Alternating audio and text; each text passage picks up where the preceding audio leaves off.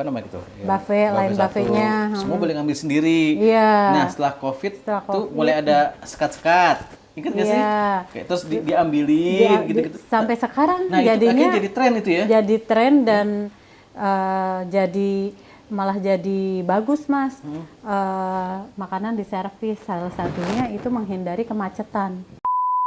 Listriknya di atas kapasitas listrik gedung diwajibkan sewa genset, menghindari hal-hal yang tidak diinginkan seperti mati lampu kayak tadi. Dokter Wedding, salam cinta. Mwah. Oke, pemirsa Dokter Wedding. Nah, kali ini kita sih langsung aja Teh. Kenapa saya mau langsung? Karena kadang-kadang apa yang kita rencanakan tidak sesuai dengan rencana. Iya. Apa yang kita inginkan tidak sesuai dengan rencana. Temanya kayak gitu. Soalnya gini Teh, saya ingat banget tuh 2019-2020 kita COVID. Oh iya benar. Pernah juga Jakarta dilanda banjir besar. Ada kerusuhan. Iya. Nah, tapi kan orang nikah nggak bisa nunggu-nunggu ya. Iya. Kadang jauh-jauh hari sudah direncanakan. Udah direncanakan, betul. Dalam dunia pernikahan ada kejadian-kejadian force major kayak gitu itu way out-nya gimana Teh? Katakanlah COVID dulu deh, Teteh pasti udah punya pengalaman. Iya. Itu kayak gimana ceritanya Teh? Jadi pengalaman dulu tuh Mas Adi ya, karena COVID, terus ada semua diinfoin seluruh gedung, nggak boleh acara di gedung. Oke. Ya, tapi kan ini udah terencana. Kontrak udah ada? Kontrak udah ada, udah terencana, nggak boleh ada keramaian, nggak boleh apa. Jadi semua dipindahin ke rumah. Ya, yang pengantin itu gedung ditutup, nggak boleh ada boleh ada kegiatan. Ya, PSBB kalau nggak salah zaman dulu ya. Apa ya? PSBB, PSBB gitu lah ya. PSBB lah ya. Jadi itu diinfoin. Jadinya lewat WA, media sosial semuanya. Kalau nanti acara hanya keluarga terdekat saja dan itu di rumah. Untuk makanan yang sudah terbooking dibikin hampers, Mas. Jadi nggak ada prasmanan gitu. Jadi tamu yang datang langsung dikasih satu kotak gitu. Jadi tidak berlama-lama gitu. Berarti itu benar-benar berubah total tuh ya. Berubah total dari rumahnya rencana. Kan kontrak orang pasti kontrak di gedung kan, dekorasi segala macam pelaminan. Itu Teteh sebagai WO mindahin ke rumah. Tetap dibangun atau karena ada PSBB jadi minimalis tadi? Mas. Jadi minimalis gitu. Penghulu juga udah tahu kan memang keadaannya kalau kita bilang tuh force major. Gitu ya, keadaan yang nggak mungkin kita hindarin ya, memang sudah ya ada force major itu. Karena ada force major semua berbalik arah dan itu memang benar-benar luar biasa pada saat itu. Nah itu Teh, saya sih ngebayangin keruwetannya pasti akan lebih tinggi, tingkat kesulitannya menjadi naik ya Teh ya. Betul. Bukan berarti kita nggak bisa pesta terus enak-enakan, tapi justru sulit ya kalau kayak Sulit, gitu. Mau ngapa-ngapain susah kan? Susah, iya. Terus pun sudah menurun, tapi ada juga syarat-syaratnya gitu. Kayak COVID sudah menurun, weddingan boleh lagi. Waktu pada saat itu weddingan boleh lagi nih, mulai ada lagi. Tapi yang dahsyat itu yang pas saat COVID memang begitu berbarengan sama COVID-nya itu. Jadi benar-benar hanya penghulu ijab kabul, hanya mungkin selamatan di rumah aja. Orang-orang rumah makanannya dibagi-bagi pakai hampers gitu. Nah, mungkin kalau teman-teman masih ingat ya dulu sebelum COVID ya Teh ya, sebelum COVID kan prasmanan itu kan ada apa namanya gitu? Ya, buffet, lain satu, buffetnya. semua boleh ngambil sendiri. Iya. Nah, setelah COVID tuh mulai ada sekat-sekat. Ingat nggak sih? Kayak terus diambilin gitu-gitu. Sampai sekarang nah, jadinya itu akhirnya jadi tren itu ya. Jadi tren dan malah jadi bagus, Mas. Makanan di servis, salah satunya itu menghindari kemacetan. Biasa kadang-kadang orang udah di buffet kan, dia antri makan milih-milih nih mau apa tuh jadi lama ke belakang. Cuman kalau udah ada waiters enak.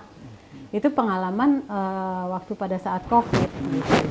Teh, sebagai misalnya ada calon pengantin datang ke Dokter Wedding nih, ke Teteh, dia mau menikah di gedung.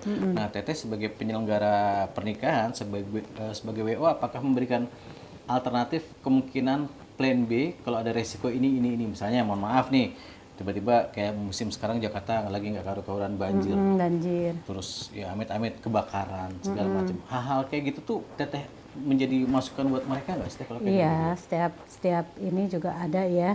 Tapi juga standarisasi di gedung yang mereka sewa juga ada standarisasinya juga. Nanti jika terjadi sesuatu dan lain hal, misalnya kalau terjadi kebakaran, gunakan lift ini. Yang penting nyawa dulu, nyawa kita dulu gitu. Yang terselamatkan adalah nyawa kita dulu. Lebih penting itu sih Mas gitu. Jadi misalnya apa-apa aja nanti kalau terjadi sesuatu hal yang tidak diinginkan gitu. Apalagi kalau zaman sekarang kan lebih mudah lagi, itu tadi ada WO, jadi Ya, lebih enak, lebih nyaman sih, lebih nyaman zaman sekarang sih. Harus apa-apa aja yang diperluin nanti bisa diobrolin di situ gitu. Karena semua sudah disiapkan dari awal. Iya, betul. Termasuk kemungkinannya dan Betul. jalan keluarnya. Betul. Gitu ya. Tapi kalau ada hal-hal lain nih, kayak misalnya gini, undangannya 1.000 undangan. Terus banjir total. Orang susah datang ke gedung. Iya. Katakanlah yang datang mungkin sekitar 25 sampai 50% segala macam. Itu menghandle-nya gimana Teh? Karena kan Biasanya yang datang 25-50% itu biasanya keluarga yang sudah ada di sana. Misalnya lagi acara tiba-tiba banjir nih Mas ya. Biasanya udah terinfokan, mereka nggak usah datang aja ke gedung gitu. Karena akses jalannya juga sudah nggak Sudah bisa nggak mungkin dilewatin gitu ya, gitu kan. Dan sekarang kan banyak media sosial nih, banyak info-info itu lebih cepat kita dapat gitu, info-info.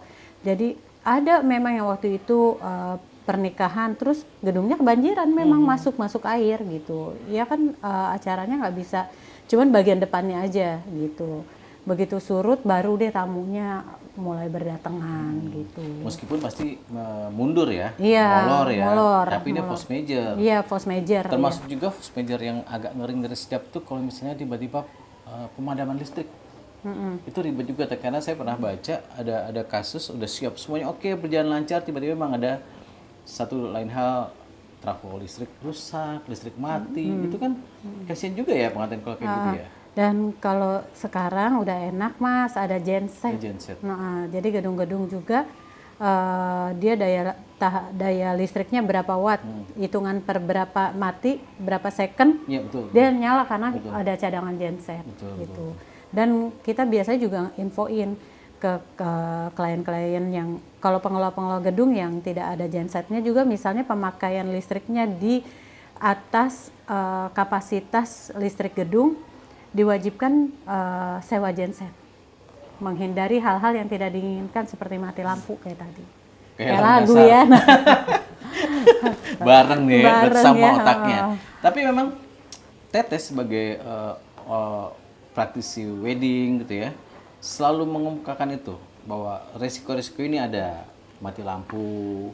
Ada, insya Allah. Tapi sih gedung-gedung sekarang sih udah genset tadi udah terbantukan. Jadi berapa second, hitungan 1, 2, 3, 4, 5 udah nyala lagi gitu. Kalau resikonya itu datang dari catering yang telat gimana? Oh, itu juga ada pengalamannya Mas gitu. Karena macet, kepadatan, banjir, apa cateringnya. Ya itu sebenarnya bukan satu hal yang disengaja. Semuanya saya rasa juga vendor-vendor juga. Kita konteksnya bicara force major ya. Vendor-vendor juga maunya juga sukses, kan memberikan yang terbaik, karena kan buat nanti keberlangsungan lagi mereka. Betul, kan betul. Promosi dia jangan sampai telat. Disiplin, tepat waktu. Nah, itu kan kalau dia sukses acaranya, pasti pemangku hajatnya nanti kalau ada saudaranya atau anak keduanya atau sepupunya bisa pakai dia lagi gitu, dari mulut ke mulut tetap pakai dia. Jadi mungkin vendor-vendor juga pasti yang bekerja sama ini akan memberikan yang terbaik, bukan dari segi makanannya aja, mungkin juga dari sisi waktu dan kedisiplinannya gitu. Kayak jangan sampai nanti pas acara ada sampah-sampah berserakan, piring-piring kotor berantakan, itu kan juga salah satunya ke situ gitu. Nah, saya masih soal catering yang telat tadi deh. Itu way out-nya terus gimana? Acara kan kalau gedung kan pasti waktunya ada jangka waktunya ya, katakanlah 2 jam gitu atau 2,5. Tapi kalau cateringnya mau telat gitu, biasanya telatnya nggak sampai berjam-jam sih Mas, biasanya paling telat-telat setengah jam. Karena memang catering itu datang biasanya itu 1,5 jam sebelum acara mulai. karena ada pengecekan makanan di Oh, situ oke, gitu. oke. Setelah telatnya nggak sampai Nggak pengaruh banget nggak gitu ya. pengaruh, nggak ini. Jadi mungkin begitu datang langsung kalau tempat kan memang udah disiapkan, tinggal naikin makanannya aja. Kecuali catering yang nakal ya, misalnya memang makanannya nggak datang sama sekali karena ada sesuatu dan lain hal lah gitu. Cerita dong soal catering nakal yang makan tidak datang. Ya Itu terus gimana? Cara orang tamu kan pada datang semua tuh. banyak juga ya, aku juga prihatin juga tuh Mas ya kalau misalnya halnya sampai seperti itu. Nggak enak juga ya kita ngomongin di sini nih ya, itu kan karena masing-masing vendor ya, kenakalan-kenakalan itu nggak akan itu bunuh diri lah ibaratnya. Nah, nggak akan sukses usahanya ke depannya karena nggak amanah gitu. Jadi klien-klien itu tolong smart lah memilih vendor yang tepat, banyak bertanya gitu. Jadi tidak kecemplung, tidak salah memilih vendor gitu. Karena momen pernikahan kan sakral banget ya. Ya betul. Kita sih selalu berharapnya sekali seumur hidup. Betul. Ya kan, tapi kalau sampai terjadi hal yang mengecewakan itu ya lukanya seumur hidup juga itu ya. Iya pasti Mas, undangan tapi makanan nggak datang kan, kayak kemarin tuh ada kan ada yang kasus lagi kayak viral gitu itu, yang lagi viral, mau di mana ditaruh mana mukanya, begitu mau acara makanannya nggak ada, begitu mau acaranya ambiar lah ibaratnya kayak gitu kan, nggak lucu banget itu. Wedding dream dia gitu. Betul. Nah, sebagai calon pengantin, antisipasinya gimana teh? Karena kan pasti kejadian kemarin tuh menjadi referensi buruk ya, pengalaman yang nggak enak nih. Nah, sebagai calon pengantin, apa yang harus kita siapkan supaya tidak terjadi hal-hal kayak gitu? Ya katakanlah kita tidak bicara soal catering nakal, katakanlah cateringnya telat, tapi luar biasa telatnya. Itu apa yang harus kita siapkan? Apa kita harus nyiapin nasi box cadangan Iya, kan? biasa juga seperti itu plan B-nya. Oke. Nasi box aja dulu kita pesan di mana yang restoran siap saji yang terdekat lah ibaratnya untuk kayak kemarin kita bicara catering nakal tadi. Iya. Karena tamunya udah datang ya mau nggak mau kita pesenin makanan siap saji kayak gitu untuk plan B-nya. Mau nggak mau, suka nggak suka ya begitu sih Mas Adi gitu. Tapi kalau yang telat-telat ya ada kan beberapa makanan biasanya nggak sampai nggak sampai telatnya sampai kayak gitu. Beda antara force major telat dengan itu catering nakal yang tadi. saya ngebayanginnya tuh yang ribet banget, yang capek banget apa coba? MC-nya. Iya. Dia kan menjelaskan, menenangkan. Iya, menenangkan. Ya kan? Dia harus pandai improvisasi acara biar panjang dulu, biar orang nggak terfokus ke makanan dulu gitu. Wih, itu Luar biasa tuh itu hal Mas. kayak gitu. Nah, sepengalaman teteh, kejadian force major apa yang paling menyesakkan dan atau teteh ternyata lancar-lancar aja sampai sekarang? Kemarin aja itu pas COVID luar biasa itu pengalamannya. Kebetulan klien aku sendiri ya dari gedung dipindahin. Nah, salah satu keuntungannya gedung dekat rumah itu adalah itu gitu. Dipindahin, jadi WO-nya dua orang itu udah standby di gedung. Jadi tamu yang datang ke gedung diarahkan ke rumah, diantar sama satu WO nih gonta gantian. Nah, sama dia di medsos atau di WA diinfokan tidak jadi di gedung ini karena berpindah ke gedung, berpindah ke rumah. Dan itu aku pulang sampai pagi kalau nggak salah ya. Pasang tendanya juga bukan tenda bagus Mas, tenda sepantasnya ya? Bukan tenda peleton, kalau kata orang tenda angkatan, tentara tenda tentara ya? Karena kan memang udah itu benar-benar udah di luar ini, di luar kita, kemampuan kita ya. Kebetulan tuh kan angkatan ya saudaranya, apa pengantin aku deh waktu itu, aku lupa ya. Jadi udah dipasang tuh sama teman-temannya tenda seadanya itu. Jadi dipindah ke rumah. Dekor juga minimalis, pindah ke rumah. Tidak seperti dekor yang di gedung, karena gedung tiba malam itu menginfokan bahwa tidak boleh acara di gedung. Ya, karena berarti kalau emang kayak gitu, karena itu kan skalanya nasional, kita nggak bisa berbuat apa-apa ya. Iya, betul. Udah keputusan pemerintah. Betul. Seharusnya besok nikah tiba-tiba gedung nggak boleh dipakai. Iya, itu Gimana pun di ceritanya? rumah ketar-ketir. Kan memang karena nggak boleh Ya, keramaian. karena ada pengawasan terus kan, Iya, patroli terus betul. kan. Iya, sampai makanannya itu tadi di box jadinya.